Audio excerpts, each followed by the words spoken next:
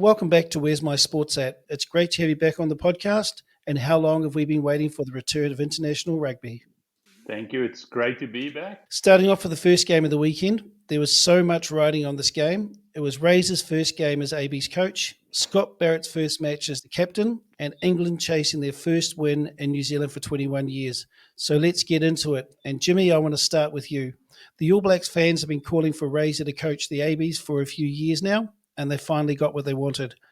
Tell us what you thought about Razor's first hit out as AB's coach, and did the All Blacks fans get what they were expecting from him? Yeah, cheers, Craig. I definitely don't think they got what they were expecting, but I have a rationale as to why. I think what it was, it's new coach syndrome, and they were coming through with I think it was like a 2-week or 10-day preparation for the game, and they almost seemed muddled between two game plans of introducing what Robinson was bringing in that was brand new and what Foster left over, and I think the leftover is what was causing the problems on attack, and the defense looked solid though. I think you could see Razor's workings on defense in terms of how they were hitting. And I think that was the positive for me because England's a big bunch of boppers, aren't they? Some big, heavy boys there. But definitely it was the confusion between the two game plans, and you could see that on attack. I think Damien McKenzie probably wasn't the right first five to have in Robinson's first hit out. That's one of my takes from it. But as well, I'll touch on that later as to why. Yeah, I think there are several things in that. One thing is, of course, coaching tactics. The other is the actual players. And New Zealand said goodbye to some really fantastic players. Whitelock, Retallick come to mind. And I think that that England had Itoje. So specifically in the lock department, I think at times England had New Zealand's number there. Yes, it would be interesting to see the personnel changes potentially between the first and the second test.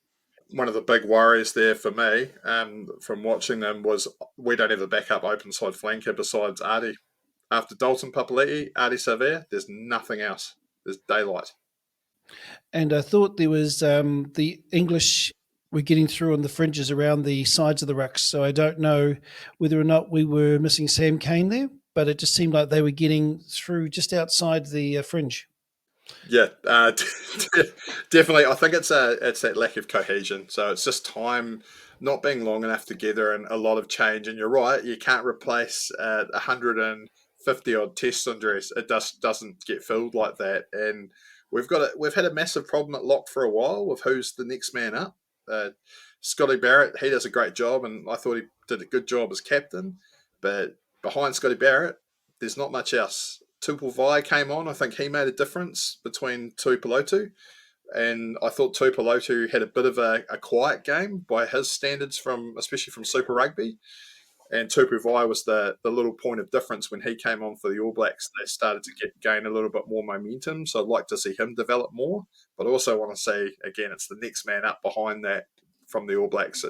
There just seems a scary lack of depth at the moment. What do you think Razor was trying to achieve with this game plan? It seemed like he was going wide really fast. Yes, I was reflecting on that before the game in terms of how much of a Crusaders influence, if you will, that we see in that. I think the big benefit, of course, with Razor is he's been in the system. It's not like he's been coaching in Europe and has now come back in. So maybe we're looking for more things of, sign evidence of a change of gameplay where maybe there isn't going to be a major shift in how they play, given that the Crusaders have always formed, well, at least for the last decade or so, formed the core of the All Blacks team. So, so some of it I think is more influenced by the personnel changes as mentioned earlier. But certainly, if I look at who did really well, Mark Talea and Sever Reece stood out for me, and obviously they're the two wingers. So I don't know whether that is because the two of them just had a fantastic game, or whether that is part of the coaching tactics in terms of playing on the edges of the field towards that more yeah, I don't know. Looking forward to seeing the next test in terms of little breadcrumbs. And on that, Andres, like with the back line, one of my big takes that I was seeing was it went to DMAC. As soon as Damien McKenzie got the ball, the rest of the back line just stood stagnant. And I noticed that going between him and Geordie Barrett and Enrico Ioane, there wasn't much going on. And I think that's a combination thing. Starting a new combination in your first test match for Razor, I thought was a bit risky in that regard. And it might have been better to go with McKenzie, maybe Leonard Brown at second five, and maybe Ione at centre. Because you could just see there every time Damien McKenzie would go to Geordie Barrett, the backline would just stop just like that. And the same with Perafita coming in from the back. I thought Perafita just had a very, very quiet game. I wasn't sure he was on until about 30 minutes through the game. And then all of a sudden, he kicked the ball, and I was like, oh, he's there. Yeah. He's there. There he is. I wonder how much of that is as a result of this, potentially some new input from the new coaching changes, and perhaps with players then just overthinking what they're expected to do on the field rather than just playing to their instincts. And you're right, I also noticed that usually there are lots of bodies in motion when the All Black number 9 gets the ball, and the players tended to be very or surprisingly static. It was essentially, though, basically our team from the World Cup last year, wasn't there? There's a few, notable changes, but a lot of the other players have been there before, have played together, but also, yes, it's their first test as an All Black team together, but they've been playing Super Rugby for a little while now. Was it the combinations or the tactics? Because it felt like they were going backwards on attack. I think the tactics they looked to be on point, but it was the execution of the tactics that was the issue. And that's a combination thing. And when you with that static backline, I think that was a massive issue. It happened 8 or 9 times in the first half where it just went Damien McKenzie, Geordie Barrett caught it on the back foot, or he caught it just standing still, or Rico only got a flat ball standing still again. So I think that's a combination, not knowing where your first five's going and not playing with them for long enough, where maybe it might have been good to, again, take the risk of maybe starting Beauden Barrett with more tests behind him, because Damien McKenzie seems to be the rattle and hum first five that pops up from time to time against teams like Argentina rather than the big games. And England's defence was interesting to watch too. Did you get much from that, Andres? I was watching them quite closely going, they're playing the fat man's game up the middle with the defence, eh? Yes, it was interesting. I think what I noticed was on attack that they were very cramped up in the middle of the field. And obviously, backlines do that from time to time so that they have several options, that at the same time that creates opportunities. And if there's a quick turnover or the ball, at a line out, things don't go your way, then that creates risk. And I'm expecting that the All Blacks will be looking closely at that and possibly attacking that first phase or set pieces more so in the next game.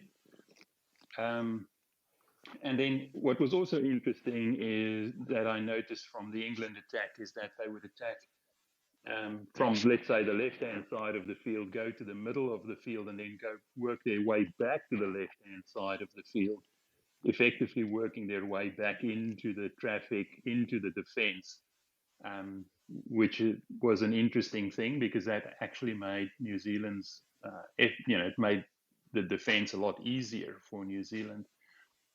England seemed to lack a little bit of X factor. There wasn't really a player that stood out that was causing nightmares to the All Blacks defence in the back line. When Joe Marler went off for England, it seemed to also expose that they also had a lack of depth. now, even in their front row stock. So, next game's going to be interesting.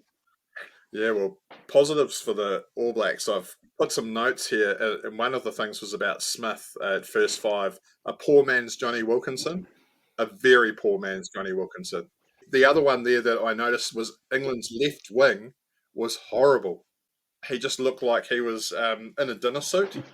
That was my best explanation of him. He caught the ball and he was just standing there and wondering what to do with it, and got absolutely smashed by I think it was Severy Reece in the end of the second half. But some other notes I took there: the lineouts were sloppy, really sloppy, but the scrums were good. We were dominating in the scrums for a lot of the time, and when Christie got told to use the ball 3 times and didn't use it, that was one of my highlights, because I've been calling for Christie to not be in the team for a long time. Still calling for it. I felt TJ's box kicking wasn't really tactical enough. He was kicking too far. There was really not enough time for us to put pressure on. But when Christie came on, I felt his box kicking was a little bit better, his tactical kicking, but I felt his service was a little bit slow. But, and I also felt what you were saying before, that we struggled, or you both were saying, we struggled with rush defence. We didn't have a plan B for the rush defence. And we've faced rush defences before, but this time it was like there was no plan B. For me, positives, because we don't always want to focus on the negatives. We did win. I thought England's game plan, while it was boring, it worked for them. They were this close to beating the All Blacks at home for the first time in 21 years, and they did it with a dead boring game plan. And I think they were actually surprised at how easily it worked. Yeah, I thought Talia was fantastic. Actually, I thought Perifetta was pretty good when he got the ball. He was running into space. I thought he had one of the better games in our back line. When he was there. Yeah, but there was a lot of people who weren't there as well. And I do, I don't want to go to the negatives, but yes, I am wondering if I'm picking up from what you're saying, that maybe DMAC is fantastic at Super Rugby level. Maybe he doesn't have that game management that we need for international. Well, did you see the camera pan in the crowd to Richu Moanga? I see he's back from Japan quite early. 2 years early by my count, and I think he's probably the game manager there that the All Blacks need. But in saying that, though, DMAC might come right. It's going to be a matter of him finding his groove, and once he gets that confidence on international level. At the moment, I don't think it's quite there. It's there at Super Rugby. He knows he's one of the best players on the field, but in international rugby, it's not quite there yet. But Jeezy was good under the high ball. I have to give credit to DMAC there, because there were some moments he diffused some big bombs and big moments. Then maybe we should be swapping him in Bowden's positions. Maybe. Andre, is there any other positives from the All Blacks that you saw? I think the key thing, the important thing, is the W, getting the win. And I must say, during the first half, it was looking a little bit daunting at times. And I think the best outcome for the All Blacks on the day is that their leadership group actually were presented with a problem, and it wasn't flashy, but they found a way to that victory in the end. So I think they'll be much better for that next week. And I saw one other thing. There's one other positive I wanted to add, because I've heard the drums beating for Hoskins Tutu out there. Hoskins Tutu would not have scored that Ardie Savea try.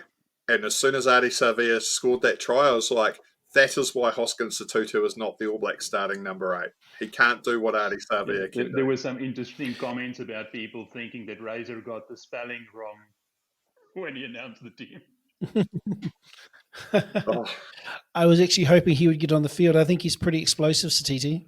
And I agree. I think Hoskins, and unfortunately a bit like Paddy, and probably DMAC, they are wonderful at Super Rugby, but international is a whole nother kettle of fish. You need to grow another arm and another leg. And I don't know if they are quite ready for it. Dalton's getting there, but it's taken Dalton a few years of apprenticeship. I said getting there. I didn't say he was there. I said he's getting there. I think one of the things with Dalton Papali'i, because my expectation of an open side is that he's got to be a cardio beast. And with Dalton, I think Ardie Savea is more the open side. if that makes sense. And when Luke Jacobson came on, there was a bit of steel added to the pack. And for me, I'm not sold on him. I don't think I will be sold until I see a bit more sort of speed around the park. That's where I think Dalton lacks. Credit to England is that I think that they played above their reputation, if you will, especially in the forwards backs. There wasn't many players with respect in that England pack that you would think that though this person is the best number between number 1 and 8 in the world in that position. Probably Itoje is the closest, and maybe Marler. They would be the two probably closest to that type of recognition. So they were well drilled to get that result, and I think maybe judge the All Blacks players after 3 games or so. Yeah, and I think they'll build over this series because it is getting used to a new coach and new tactics. And England, one of the things are, and you are right, they do play to their strengths, but geez, 10-man rugby, it's how many years now? 100 and something years they've been playing 10-man rugby, and they still continued and still perfected the game of boredom for me. Well, I think as Andre said, they don't really have the talent across the park to play probably a different game. But only mentioning 2 notable players of Itoje and Marler, and yet they came that close to beating a star-studded All Black team doesn't really say much for us either, does it? Next week, okay, what are you expecting to see different next week from the All Blacks? I think more cohesion. I'd like to just see the little things done a bit better, like running off depth off the first 5. Maybe Damien McKenzie gets another role, and that combination just gets another little bit of time to gel. If TJ Perenara's back, that's going to be interesting itself. Um, and because that knee injury looked pretty gnarly when that happened. It didn't look like it was just a normal little knee sprain. So that's what I'd like to see. I'd like to see the forward pack as well. Just have a little bit more executing better with the lineouts. That would be my big thing. But otherwise, yeah, I think they did well for a first hit out, being together for a short time. So, Andres? Yeah, I think that there'll be some personnel changes, and I hope to see for the All Blacks that Beauden Barrett will be back in the starting 15 because I think that's too much talent to let that waste until the last 20 minutes or so of the game.